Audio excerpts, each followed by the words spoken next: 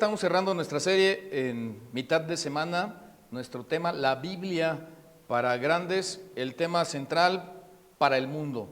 Y yo les decía hace un ratito cuando estábamos aquí antes de comenzar de lleno, que todos nosotros sin duda hemos escuchado historias de la Biblia, historias bíblicas.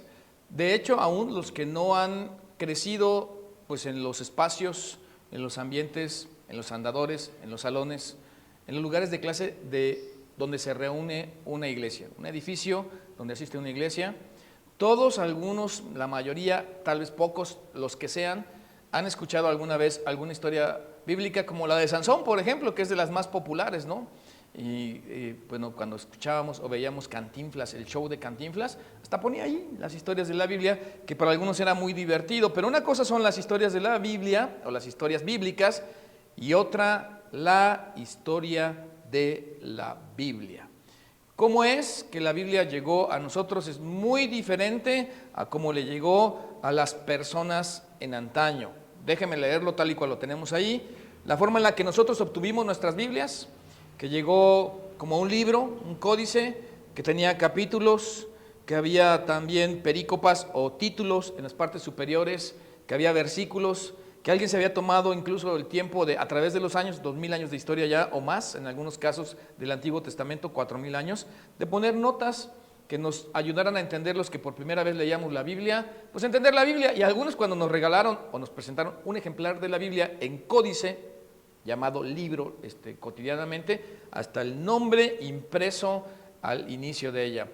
Fue mi caso. A mí un pastor llamado Harold de Bilvis Broyson, el fundador del Compañerismo Bautista Bíblico de México, en su momento me regaló una Biblia forrada de haba, piel sobre piel, con mi nombre escrito ahí de Reverendo Víctor Alviso Cantera. Por cierto, soy Víctor Alviso Cantera, pastor de la iglesia aquí en Celaya, Conexión Vida, con todos sus campus en diferentes lugares, y que hoy pues tengo el privilegio de cerrar esta serie y hacer recordar a nosotros que la forma en la que a nosotros nos llegó la Biblia no fue la forma en la que le llegó la Biblia al mundo, y el proceso que tuvo esto, y que de hecho entenderlo como historia, eso le da base a todas las historias bíblicas. Y de ahí que muchos, perdónenme por la franqueza, la gran mayoría de las personas cuando leen la Biblia, a veces eso que en algún momento fue una fe casi para algunos ciega, cuando llegan adultos y grandes, se cuestionan y sí, ¿por qué creía esto? Porque entran en conflicto y pierden su paz en relación a ciertos aspectos narrados ahí en la Biblia, y de los cuales tenemos gente que en su momento se dedicó a documentar sobre todo la vida de Jesús, porque déjenme pararme un poco y decir, sin resurrección, por supuesto, sin Jesús no hay Biblia, no hay iglesia, no hay perdón de pecados, no hay vida espiritual. Así que esto que en algún momento dijimos que Lucas se había dado la tarea diligentemente de investigar y documentar, que también otros en su momento, incluso cientos de personas llegaron a hacerlo, pero que por lo menos nosotros tenemos los registros de Mateo, de Marcos, de Lucas y Juan, que documentan la vida de Jesús, nos enseñan pues lo que en su óptica de diferentes ángulos Dios le llevó a registrar de el gran evento de la resurrección. Así que no fue un escrito el que hizo que Jesús resucitara de entre los muertos, sino más bien al revés. Hay Biblia, hay salvación, hay evangelio, porque Cristo resucitó de entre los muertos. Y en algún tiempo, en algún momento, miren, cuando los gentiles se enamoraron de Jesús, cuando esto dejó de ser de Mateo, de Marcos, de Lucas y Juan, en un contexto griego y mayormente hebreo, y que había impactado la resurrección, no en un proceso, sino inmediatamente a los que estaban ahí, cuando leían las cosas incluidas de lo que el Antiguo Testamento, nosotros ahora sabemos así llamado, los gentiles, o sea, los que no somos judíos, nos enamoramos de Jesús. En ese sentido también nos enamoramos de los textos sagrados que hablaban de su venida. Y en ese sentido se está conformando hoy un completo compendio de lo previo a Jesús, y luego lo que se escribió y registró del ministerio de Jesús, y luego la etapa de la era de la iglesia después de Jesús. Y eso conforma lo que hoy llamamos la Biblia, pero tiene su historia. Así que podemos pensar que el evangelio llegó a nosotros por el cometido de hombres que se dieron la tarea no solo de registrar y escribir, sino de preservar, de guardar y de vigilar y cuidar con su propia vida, a costa de su propia vida, lo que para ellos en relación a Jesús había sido ciertísimo entre ellos y que por lo tanto era valiosísimo que otros lo leyeran, y que hablando de lo que los judíos tenían como sus escritos, la ley y los profetas, y también lo que hoy pensamos que es la escritura judía, llegó a ser de extremado valor para los cristianos, porque hablaban de las profecías y hablaban de la forma anticipada de lo que Cristo habría de hacer por cada uno de nosotros en un tiempo futuro. Así que los creyentes en Cristo Jesús, ahora los seguidores, lo que los judíos llamaban la ley y los profetas o la escritura judía, llegó a ser también parte de la escritura cristiana, de manera que no se hizo a un lado, sino que se incorporó con cariño, viéndolo como lo que era, la anticipación y la profecía, el vaticinio, si me quieren permitir usar esa palabra, de que Cristo en algún momento vendría para acá, para con nosotros, y que por supuesto para nosotros era de extremado valor. Y yo sé que para algunos ahorita, aunque ya lo vimos desde la primera vez que abrimos este tema, dicen, ¿y qué está diciendo el pastor? ¿What? Otra vez, el cristianismo se sostiene solo con la persona de Jesús. Hay un evento y es la resurrección. Cuando la resurrección se da, Jesús muere y resucita de entre los muertos. Lucas y otros se dan a la tarea de registrar eso, que previamente los judíos venían viendo en la ley y los profetas, que era la escritura judía, y que cuando nosotros comenzamos a seguir a Jesús, automáticamente llegó a tener tremendo valor en nuestras vidas, y eso es ahora también escritura cristiana. Eso es lo que estamos diciendo. Pero vamos más adelante y pensemos entonces que la ley y los profetas se les llegó a llamar el Antiguo Testamento o el Antiguo Pacto. Y en ese Antiguo Pacto tenemos que Saulo de Tarso era uno de los personajes prominentes porque era fariseo, judío, de la secta de los fariseos, perseguidor de la iglesia, pero este es su nombre que usaba antes de seguir a Cristo y es un nombre hebreo completamente. Pero el apóstol Pablo va a ser este hombre que de inicio sabe que están ofendiendo en alguna manera a la religión de los judíos. Ahora se ha levantado esta secta de los del camino o de los que se llaman del nazareno de Jesús, porque era de Nazaret. Y ahora, ¿cómo es posible que una secta como tal haya adoptado sus antiguos y valiosos escritos, que nosotros hoy llamamos la ley y los profetas o el Antiguo Testamento, y lo hayan incluido como parte de sus escritos? Así que Pablo, que en ese momento es Saulo de Tarso, su nombre hebreo, se ha propuesto acabar con los cristianos. Se ha propuesto acabar y ponerle fin en este momento a lo que nosotros hoy conocemos como la iglesia, y ha conseguido, como tiene influencias, cartas de los principales, ha hecho sufrir a la gente, los ha llevado a la corte, ha arrastrado a cristianos, a algunos los ha hecho blasfemar, a otros los han entregado a cárceles, los han metido en el circo romano, han hecho de todo con él, y así él ha hecho de todo con ellos. Es perseguidor. Saulo de Tarso es perseguidor, déjeme decirlo una tercera vez. Saulo de Tarso es perseguidor de los cristianos y de la iglesia. Y Jesús lo encuentra camino a Damasco. En Hechos capítulo 9 se narra esta historia, y entonces Cristo lo detiene y le dice: Saulo, Saulo, ¿por qué me persigues? Dura cosa te es dar coces contra el aguijón. Bueno, Pablo en ese momento de lo que está sucediendo, respirando amenazas y muerte y teniendo la consigna de lo que viene haciendo ya tal vez por 3 años más o menos de la historia de la iglesia, pues claro que se ve confundido y pregunta: Señor, pero qué curioso, ¿no? Que desde ahí le diga: Señor, Señor, ¿quién eres? Yo soy Jesús, le contestó Cristo, a quien tú persigues. Y es ahí cuando dice: dura cosa te es dar cosas, o sea, patadas hacia atrás contra el aguijón de esa parte de madera que sale de la yunta, en donde cuando el buey pega allí se lastima y no le queda otra más que seguir.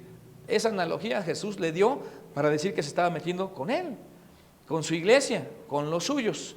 Y de allí en adelante, Saulo de Tarso, de ser perseguidor de la iglesia, ahora es el apóstol Pablo, que es un nombre romano de hecho, y es el nombre que va a usar para sus viajes misioneros, para incursionar entre los cristianos.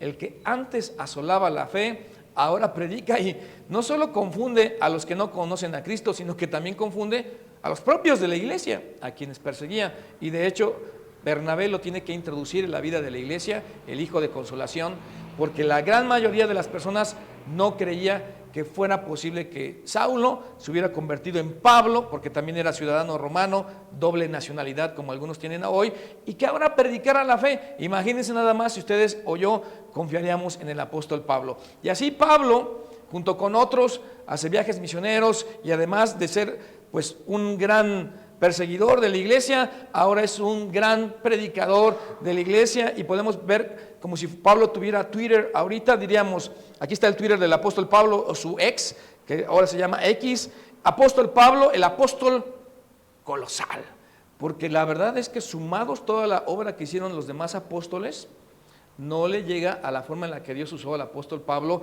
y lo colosal de las obras que haría, porque era fariseo, autor, hablando de escritor, predicador, plantador de iglesias, plantador de pastores, de diáconos, y además, si quieren consultar todo esto, pues aquí está su página web, ante Saulo con el llamamiento hoypablo.com. Qué cosa, ¿no? Para hacerlo más actual y más contemporáneo, con 3 seguidos, porque no sigue a cualquiera, o sea, uno de ellos es Jesús, y 525,600 seguidores. Yo creo que para este momento tiene más. Por supuesto que todo esto es ficticio, porque si Pablo estuviera entre nosotros hoy, miren lo que diría. De hecho, lo que le escribió a los Corintios, en primera a los Corintios, el capítulo 15. La Biblia que estamos usando aquí es la Reina Valera revisada 1960, y con mucha frecuencia me gusta a mí dar crédito de dónde está saliendo lo que estamos citando, y también para el asunto de las regalías y los derechos de autor. Porque yo soy el más pequeño, hombre. ¿Cómo que tengo Twitter o X? ¿Cómo que tengo más de 560,000 seguidores, diría Pablo, o el colosal de los apóstoles? Yo soy el más pequeño de los apóstoles. Miren, déjenme hacer un paréntesis. Esta frase es evidente para mí de una verdadera vida espiritual de una persona. La sencillez y la humildad que le caracteriza a un siervo de Dios, y del tamaño que sí es el apóstol Pablo, pero él está hablando de sí mismo.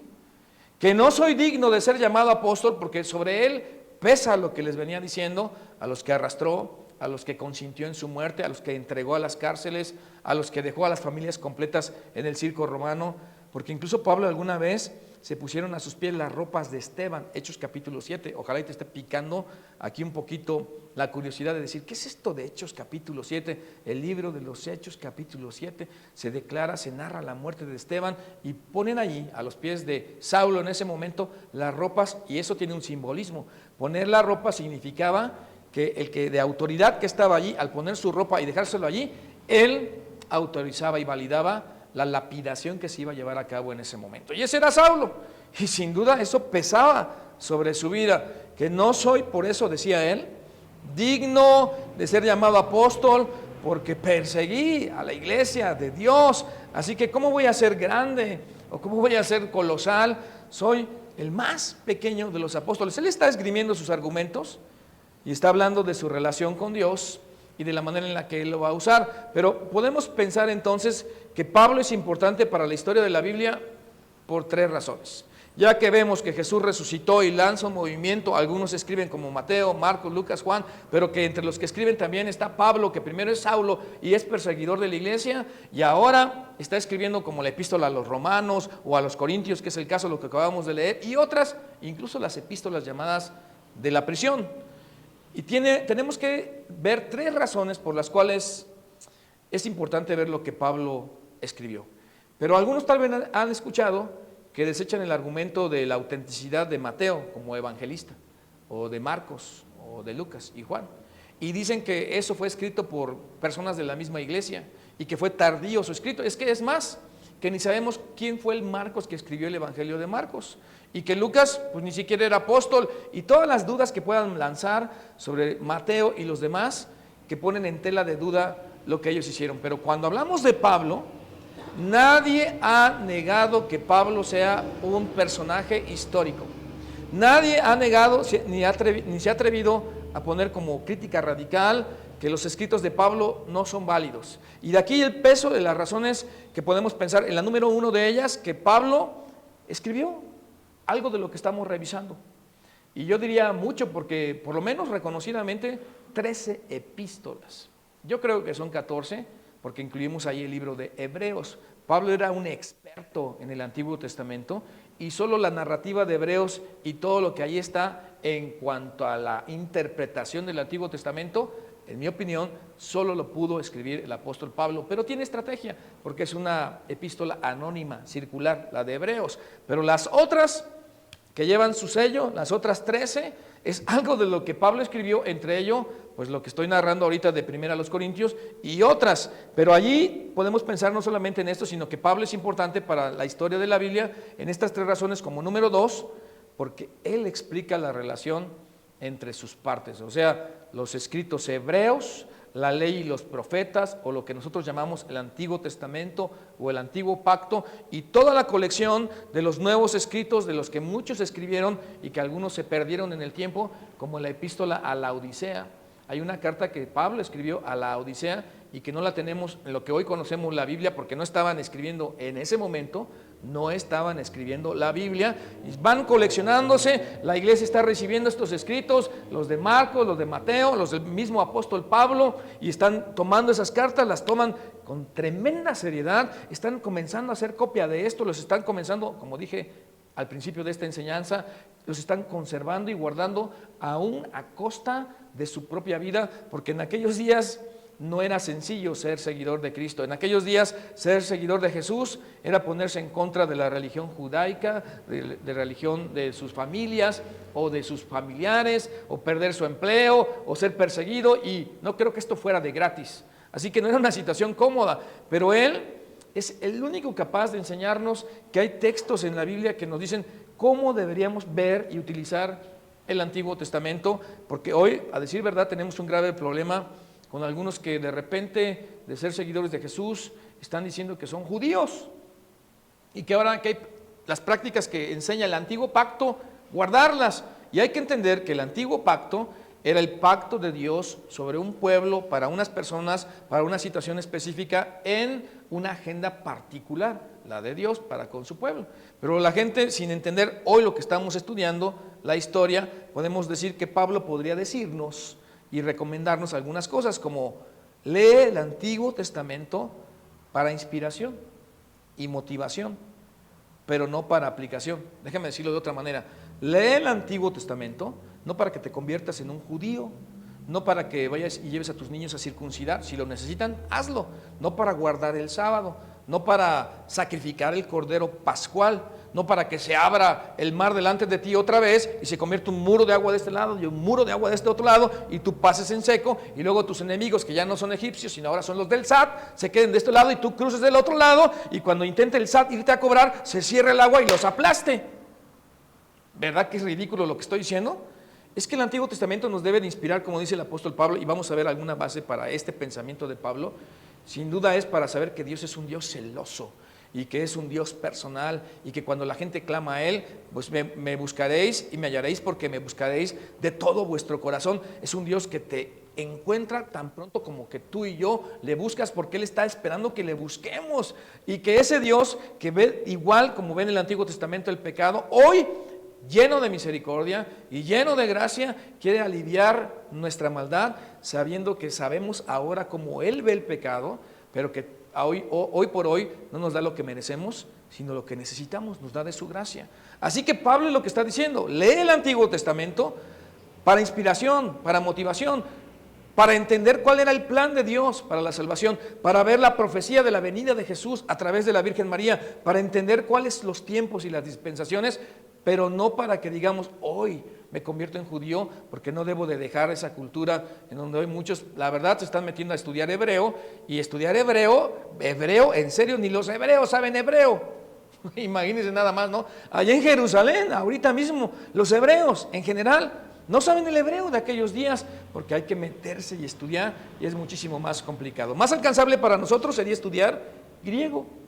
Eso sería muchísimo más alcanzable y más parecido a nuestro latín, de donde viene nuestro castellano, como para poderlo aterrizar. Pero no es todo lo que tiene que decir Pablo. Aquí hay 2 citas que yo quisiera harto recomendarles. Una es Hebreos capítulo 10, por eso las pusimos allí. No usamos poner citas así, sino ir con el tema nada más. Tómenle foto, screenshot ahí en su pantalla, búsquenla en su Biblia, versión católica o la que tenga en su casa, Hebreos 10, 5 al 12. Y la otra porción es la que venimos leyendo, de la que nadie pone en tela de duda, del apóstol Pablo, capítulo 10 de Corintios, versículo 6 y el versículo 11. Y si alguien no sabe cómo está esto, pues pregúntele a algún cristiano que tenga por ahí o escríbanos en la caja de comentarios y le explicamos cómo buscar estos textos en su Biblia, para que sepamos que la recomendación de Pablo es: estas cosas son para su ejemplo, para tu cariño, para tu entendimiento, para tu guía, pero quedaron como prototipo de lo que Dios habría de hacer, porque nuestra Pascua, que es Cristo, ya fue sacrificada por nosotros. Pero de las cosas que Pablo nos diría también es: toma aplicaciones para ti del mandamiento de Jesús, pero del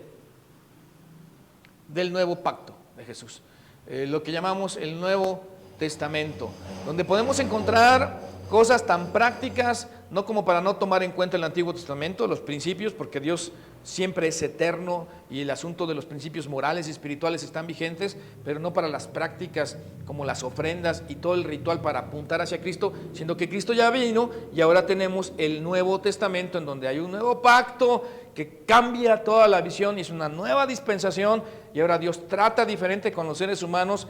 Y de eso estamos hablando cuando hablamos del nuevo pacto. Miren, por ejemplo, ¿qué diría Pablo en cuanto a nuestro comportamiento como creyentes? A ver, ayúdenme a leer, los que están aquí presentes, y en su casa, hágame favor de leer. Haya pues en vosotros este sentir que hubo también. Un sentir que hubo también en Cristo Jesús. Una manera de seguir a Jesús, de imitar a Cristo, una manera de actuar que no tiene que ver con una lista de mandamientos o una lista de versículos a recordar o un lugar donde buscar en la Biblia, que el hecho de seguir a Jesús, pero seguirlo de veras, ya marca todo un estilo de vida en cada uno de nosotros. De ahí que déjenme decirles, amigos, si tienes por ahí un cristiano grosero, pues yo creo que a lo mejor ni es cristiano, porque los cristianos que siguen a Jesús no son groseros. Si tienes por ahí a un cristiano envidioso, déjame decir y atreverme a decir que a lo mejor no es cristiano, porque los que seguimos a Jesús no debemos ser envidiosos. Hay alguien ahí lleno de mucha vanidad y de mucha presunción y de esos que así que hasta flotan y que no se los merece nadie ni su sombra. Yo creo que a lo mejor ni es creyente en Cristo Jesús, porque un cristiano es humilde, es sencillo. El sentir de Cristo Jesús, que Pablo en Filipenses está diciendo también, lleva la expresión, imagínense nada más esto de someteos unos a otros. Ahora en Efesios escribe Pablo, unos a otros en el temor de Dios. Es una competencia por someterse, por ser humilde, por ser sencillo, no porque yo brille, sino porque otros brillen, no porque yo me lleve las coronas o me cuelgue las medallas, sino porque otros llevan el reconocimiento. Ese es un creyente en Cristo Jesús, y podemos pensar que Cristo lo está llevando a otro nivel. Aquí no estamos hablando de la regla de oro, La regla de oro es: haz con otros como quieres que hagan contigo. La gente dice: no hagas con otros como no quieres que hagan contigo. Eso es en sentido negativo, pero Cristo lo dijo en sentido positivo. Haz con otros, o ama a otros, o considera a otros, o sirve a otros como quieres que te consideren a ti mismo.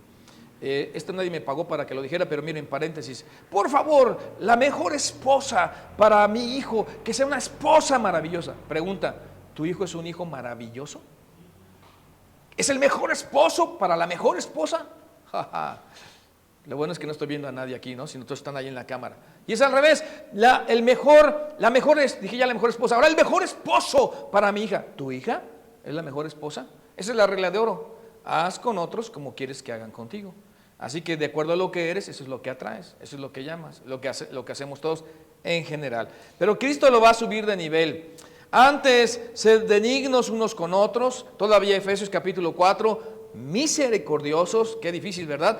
Perdonando unos a otros. ¿Perdonando? ¿Qué no saben lo que me hizo?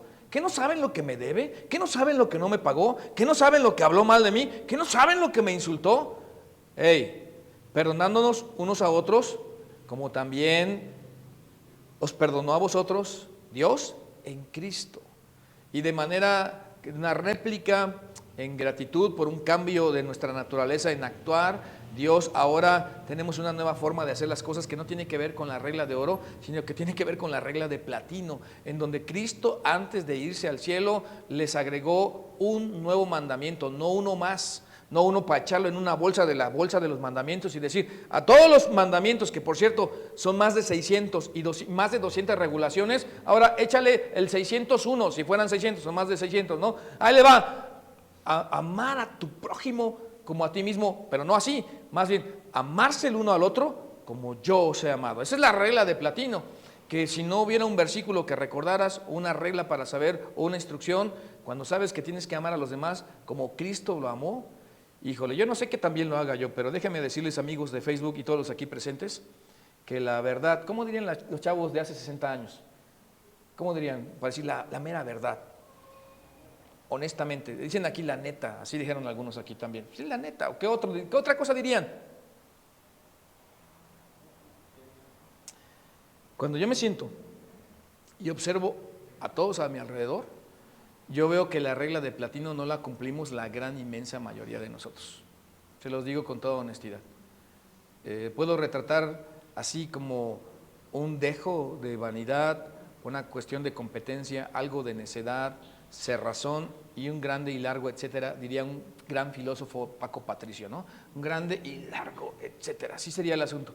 Así que sed benignos unos con otros, no es nada fácil, misericordiosos, perdonándonos unos a otros, como Dios también nos perdonó a vosotros en Cristo. Pero no ha terminado Pablo. Miren, ¿qué tal cuando Pablo les dice a los corintios que estaban acostumbrados a la vanagloria de la vida y al culto a la personalidad? ¿O ignoráis que vuestro cuerpo es templo del Espíritu Santo? En otras palabras, eres la habitación de Dios, el cual está en vosotros, el cual tenéis de Dios y que no sois vuestros. Deberíamos de honrar a Dios con todo lo que somos, con nuestro tiempo, con nuestros talentos, con nuestras habilidades, con nuestras cosas, con nuestros intereses, con el haber que Dios ha arreglado, con todo. Pero la verdad es que en mayor o menor grado la gente se defiende de todo, nos defendemos de todo lo que tenemos y no le damos a Dios porque estamos viviendo egoístamente, y mucho menos le damos, pues no solamente a Dios, si no le damos a Dios, no le damos a nadie, esa es la verdad. Y Pablo les está recordando que habían sido, dice, porque habéis sido comprados por precio. Glorificad pues a Dios en vuestro cuerpo y en vuestro espíritu, los cuales son de Dios. Y comprados por precio, la resurrección, que bueno, vamos a ver algo que nos tendremos que detener un poquito ahí para saber lo que los cristianos dijeron en cuanto al precio que Cristo pagó por nuestros pecados, y que de allí en adelante había esperanza, había gozo, había certidumbre, y le habían perdido el miedo a la muerte pensando en la eternidad de la cual Cristo siempre habló. Y por supuesto que cuando dejamos de ver esta tierra como lo único para ver y vivir y pensamos en la eternidad, entonces vivimos como lo que somos. Somos comprados por el precio de la sangre de Cristo, de nuestro Dios. Así que repasando las cosas por las cuales es importante lo que Pablo escribió y que ahora está incluido en el Nuevo Pacto, en el Nuevo Testamento, porque él escribió algo de ello y nadie históricamente lo ha puesto en duda. Pero número 2, él explica la relación entre sus partes. Si alguien tiene dudas de cómo se reconcilia el hecho del antiguo pacto con el nuevo pacto y qué parte tiene que ver con nosotros, sin decir que no lo tengamos que leer, pero no podemos ni podemos decir que debemos sernos o convertirnos en judíos, dejarlo en su justo lugar. Aquí viene la más importante. La tercera razón por la que es importante lo que Pablo nos dijo es porque autentica o pondera o valida o corrobora o hace que nosotros tengamos elementos fehacientes del evento más importante en sus registros. O sea, que Pablo, junto con todos los demás, abonó a que la resurrección fue autenticada, validada, ponderada, investigada, comprobada, históricamente registrada. Todo eso está en esa palabra auténtica, ¿no? Y entonces, ¿para qué les digo todo esto si ahí estaba toda la palabra nada más, ¿no? Bueno, por si alguno se había perdido de qué es autenticar. El evento más importante en los registros de lo que venimos aquí escribiendo y leyendo desde el Antiguo Pacto y el Nuevo Pacto, Pablo le da valor de carácter histórico como los demás. Pero no hay hasta hoy nadie de la crítica radical que haya puesto en tela de duda la historicidad del apóstol Pablo, porque sin resurrección no habría Biblia. Y ese es el evento que Pablo autenticó, la resurrección de Jesús, el hecho mismo de haber visto a Cristo resurrecto, evento que en la vida de Pablo fue un evento histórico y una realidad, y que va a ser coincidente cuando une los puntos así, hablando y trazando líneas en un plano cartesiano, si lo quieren pensar así, donde hay una línea así, otra línea así, otra línea así, y se intersectan los puntos donde dicen, Pedro, yo también vi al Señor resurrecto. Y dice Pablo, yo también vi al Señor resurrecto. Dice Santiago, el hermano de Jesús, yo también vi resurrecto a Jesús. Yo también lo vi, dice Pablo. Y así se entrelazan los puntos dándole un peso y un entretejido, un entramado, un andamiaje, si me dejan ayudar, si me permiten usar esa palabra, que dice claramente que Cristo resucitó de entre los muertos. Porque si Cristo no hubiera resucitado de entre los muertos, no habría esperanza, no habría cristianismo, no habría iglesia, no habría Biblia, como hoy la conocemos sencillamente. Y estamos poniendo en orden que las historias de la Biblia, ahora en la historia de la Biblia, tienen su soporte para entender las historias de la Biblia. De ahí el problema que algunos les entregaron la Biblia como un libro, con sus anotaciones, hasta con concordancias, con capítulos, con versículos, y dicen, ¿y quién escribió esto? Y algunos hasta se atreven a decir, es que es un libro tan antiguo, y están en la verdad. Es un libro antiguo, pero que curiosamente tiene una historia. Y por cierto, lo que estamos viendo, no cualquier historia. Así que la carta de Pablo a los creyentes de Corinto es una evidencia, ¿me ayudan a leer? Indiscutible. Ya dormían los que están aquí en el foro, porque hoy es foro, ¿verdad? Con la transmisión. A ver, ¿me ayudan desde el principio todos? La carta de Pablo a los creyentes.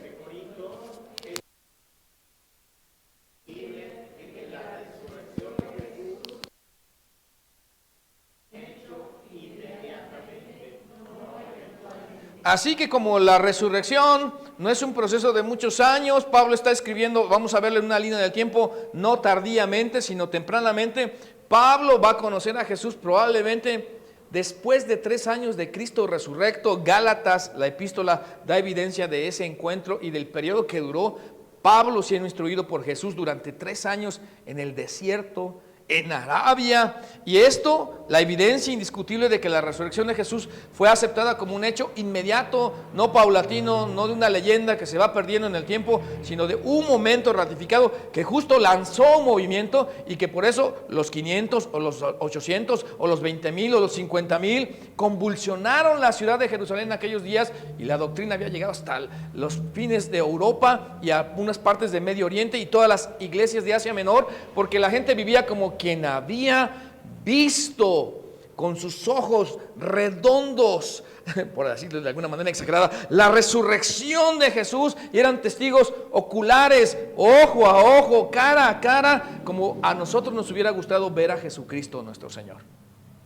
Cosas por las cuales las personas murieron. Así que no, esto es algo que leyó a alguien y dijo, como leí, entonces creí. Ellos lo vieron y dieron su vida por eso, y no fue eventual, sino inmediato. Y aquí está la línea del tiempo que va desde el año 55 después de Cristo, o desde nuestra era, donde Pablo precisamente escribe esta epístola a los Corintios, y que después de escribir, o antes de escribir la epístola a los Corintios, es que Pablo había plantado, iniciado, o dicho, comenzado esa iglesia por el año 52 después de Cristo, el año de nuestra era, pero que además ya entre el año 45 a 47 se había llevado el concilio en Jerusalén. Quiere decir que se habían juntado todos los de la iglesia para dilucidar todo esto que convulsionantemente estaba sucediendo, porque ahora los gentiles, o sea nosotros los no judíos, estaban convirtiéndose al evangelio y creyendo en la resurrección por el testimonio de testigos oculares que no solo decían, sino que ahora estaban registrando con minucia y replicando las iglesias y cuidando las iglesias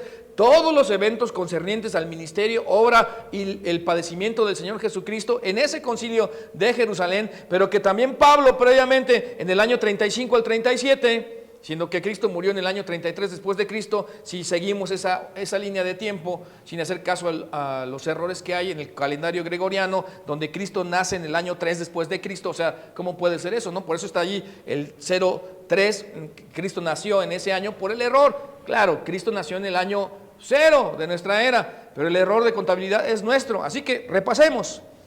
Pablo se convierte a Cristo de ser Saulo a Pablo, deja el nombre hebreo para adoptar el nombre romano. Ahora no persigue la iglesia, ahora predica a Cristo. Eso se lleva a cabo entre el año 35 al 37. Pero después se empieza a convulsionar todo y la gente que comienza a creer piensa que tiene que ser judío, o sea, hacerse del antiguo pacto, del antiguo testamento y practicar todo antes de ser cristiano, porque hay que ser judío primero que cristiano para después llegar a ser cristiano. Error. Pablo en el concilio de Jerusalén llegan a la conclusión de no poner tropiezo a los gentiles que se convierten al Señor, porque ellos ni sus padres han podido llevar ese yugo tan pesado. ¿Y por qué lo van a hacer llevar a otros de ellos? O sea, convertirse en judíos. Y entonces después de ese concilio comienza o sigue sus viajes ministeriales o sus viajes misioneros y planta la iglesia en Corinto, y ahora les escribe a la iglesia en Corinto estas cosas que entre ellos han sido ciertísimas. Ojalá y nos sirva un poco esto de historia para entender la línea del tiempo en donde Pablo les había dicho años previos a esto, 2 o 3. Además os declaro, hermanos, el evangelio que os he predicado. Ahora, el evangelio son buenas nuevas, salvación y vida eterna en Cristo Jesús. Y Pablo dice, porque primeramente os he enseñado lo que asimismo recibí.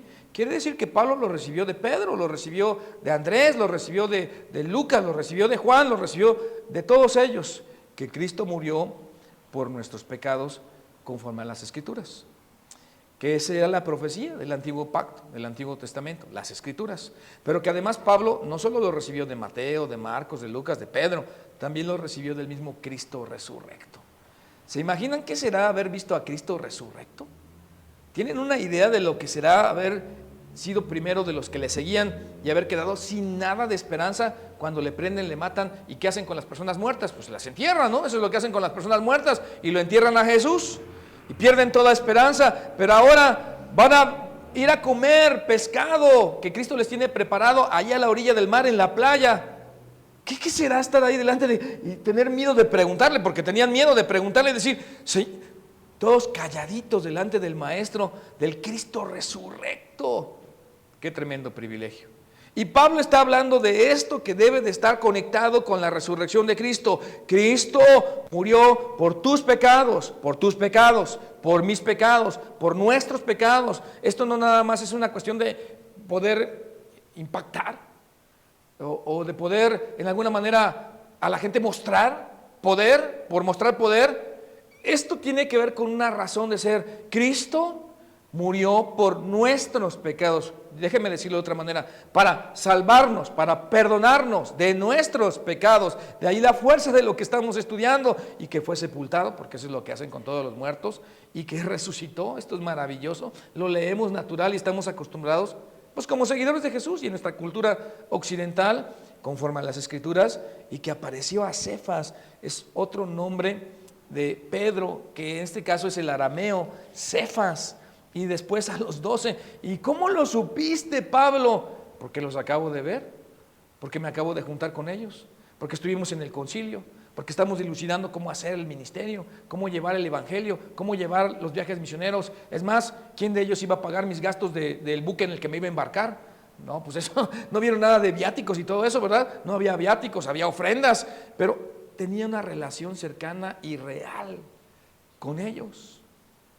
De manera que testigos oculares dieron a otros, y el mismo Pablo, apóstol, vio a Cristo ahora resurrecto, testigo ocular, y puede hablar de esto con tanta libertad y con tanta seguridad, que además, por si esto fuera poco, después apareció a más de 500, ¿cuántos? 500 hermanos, pero ¿cómo? A la vez. Así que esto no es una paranoia colectiva, porque tenemos diferentes episodios en diferentes momentos, en una línea del tiempo, que ahora aquí, que ahora acá, que Cristo se aparece, pero en alguna de esas instancias a más de 500 hermanos a la vez, que por cierto, como son testigos y están atestiguando, pueden ser cuestionados, de los cuales muchos viven. En este instante, dice Pablo, a ver, ¿te paso el email de ellos? ¿Quieres que te pase su WhatsApp? Te pongo en contacto, le está diciendo a los corintios, para que dejes de dudar y seas creyente. ¿Quieres que hagamos una junta, un meeting, o tengamos una reunión de grupo pequeño con algunos de esos 500? Y que les preguntes si vieron a Jesús, si es real, o eso de que los hayan corrido de su casa y echado de su pueblo, o perseguido, o asesinado a algunos de sus parientes. ¿Crees que nada más es por una cuestión de moda y de momento? ¿Crees que es gratis, que algunos están pagando con su propia vida decir que ellos vieron con sus propios ojos a Jesús resurrecto? No es una cosa de niños, ¿verdad? Ahora la tenemos fácil los creyentes. Básicamente no nos cuesta nada ser creyente. Pero en aquellos días, en algunos casos, les costaba la vida. Pero esta es una parte tremenda. La parte final, antes del punto final, después de la última coma. Y otros ya duermen. Una de las cosas que cambió la resurrección de Jesús es que la gente le perdió el miedo a la muerte. Porque Cristo les había hablado de la vida eterna y ahora les mostraba con su cuerpo glorificado, resurrecto, un cachito de ella. Claro, el majestuoso Señor y Dios y Salvador. Así que cuando alguien duerme, quiere decir que va a despertar. Si duermes, vas a despertar. Y todos los que duermen en Cristo Jesús no mueren, sino que duermen en Cristo Jesús para el día de su resurrección a la semejanza de la de Cristo Jesús. Qué tremendo eso que estamos ahí. Y por último podemos pensar en lo que estamos leyendo de 1 Corintios 15, versículo 7. Después apareció a Jacobo. Este es el hermano del Señor. Este es el que de sus hermanos, igual como todos, no creen en él. Porque imagínate que de repente llegue alguien y te diga, yo soy Dios y tu Salvador y vengo a salvarte. Y los muchachos, ¿qué harían hoy? Like o doble like. Sí, ¿qué te pasó?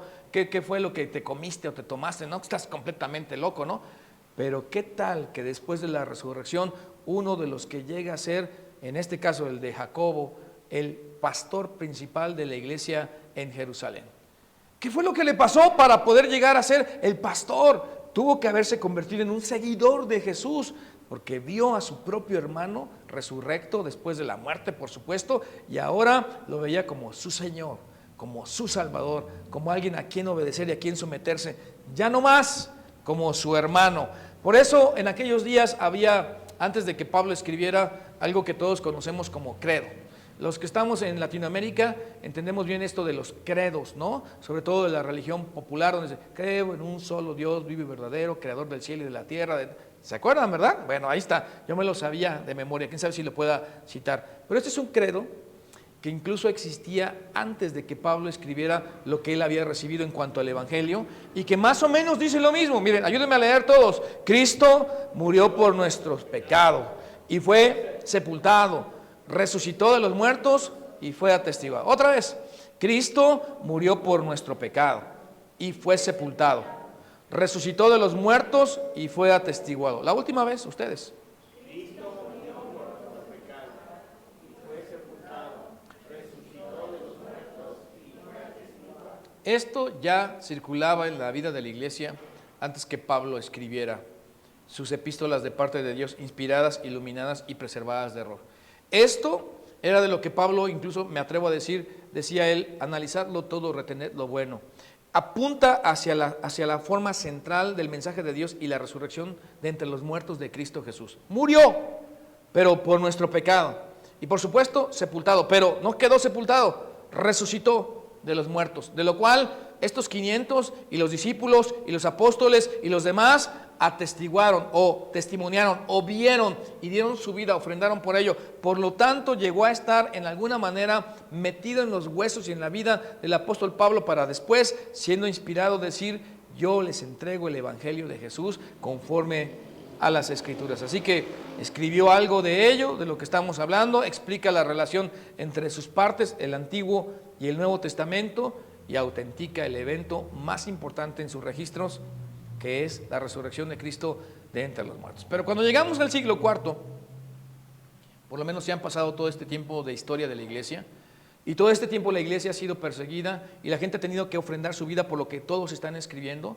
Llega Constantino, que de ahí tenemos la capital de Constantinopla, también cuya madre llegó a ser seguidora a su estilo de Jesús, y que ahora por decreto hacen que la iglesia, la cristiana, porque no existía la católica como tal en ese momento, que después viene y surge como tal, pero la iglesia cristiana tenga sus inicios.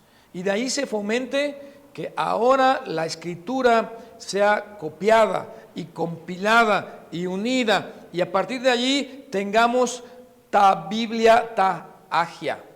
Qué difícil, ¿verdad? Y eso es ta Biblia ta agia, la Biblia o los libros sagrados de la Biblia, que de una manera la iglesia se juntó, coleccionó, dilucidó y llegaron a tener lo que hoy nosotros conocemos como la Biblia.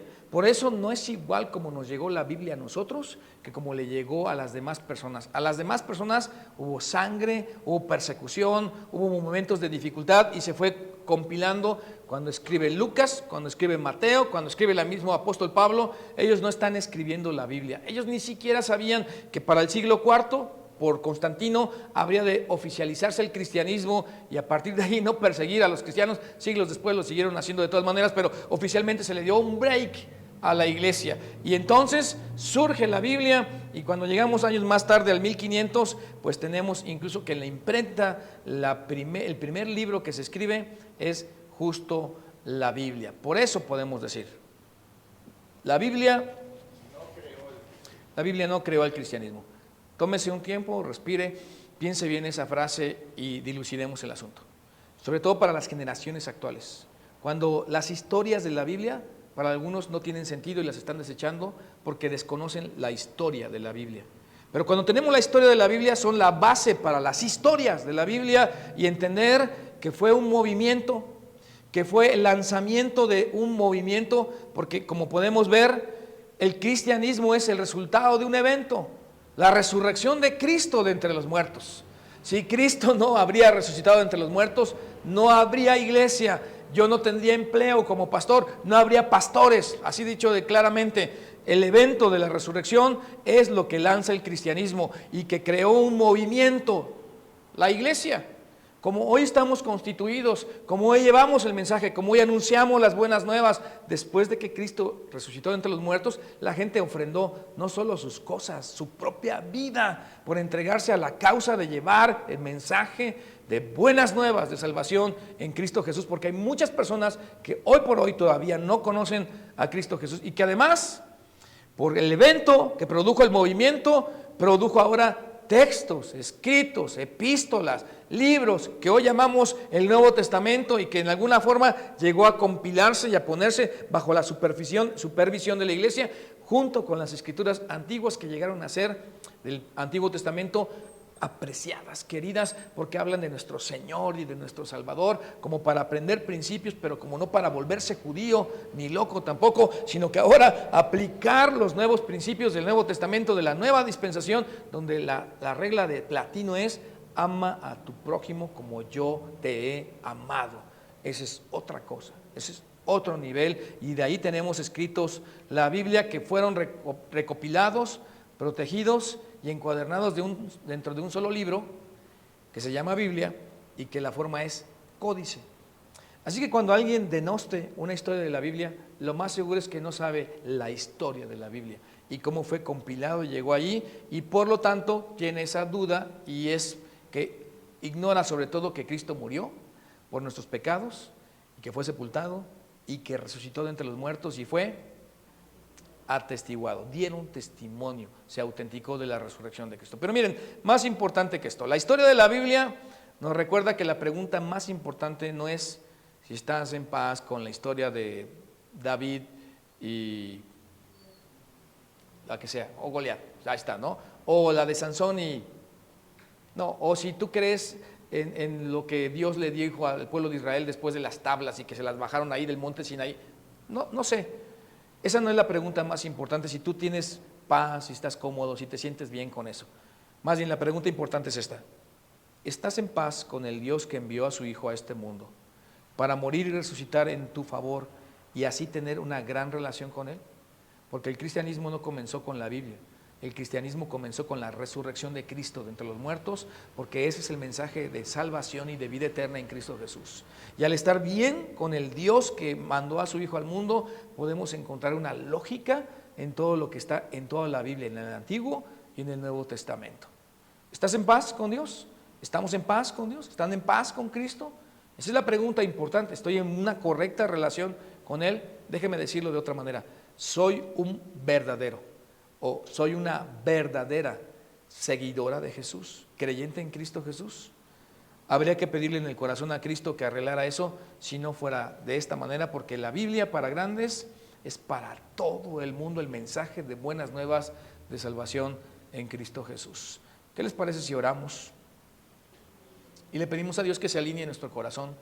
Si alguien no está alineado con Cristo Jesús en este momento, yo quisiera que inclináramos nuestro rostro allí en tu casa, donde estás, cierra tus ojos y le dijeras: Señor Jesucristo, ahora que tengo un contexto más amplio de la historia de la Biblia, puedo dejar de pensar en las cosas que a veces ni siquiera me gustan de las historias de la Biblia, o dejar de dudar de algunas cosas de las historias de la Biblia. Hoy entiendo un poco más el proceso y hoy quiero estar más que en paz con eso. Quiero estar en paz contigo, Jesucristo. Quiero estar en paz con el hecho de que Jesús murió en la cruz del Calvario por mis pecados. Quiero estar en paz con saber que Él ha pagado por mi pecado y que ahora, por seguirlo y creer en Él, abrirle mi corazón, puedo tener vida eterna y paz contigo, Dios. Quiero arreglar mi vida delante de ti, Señor. Hoy decido seguirte y creer en ti a través de Jesucristo. En el nombre de Cristo Jesús es que oramos. Amén y amén.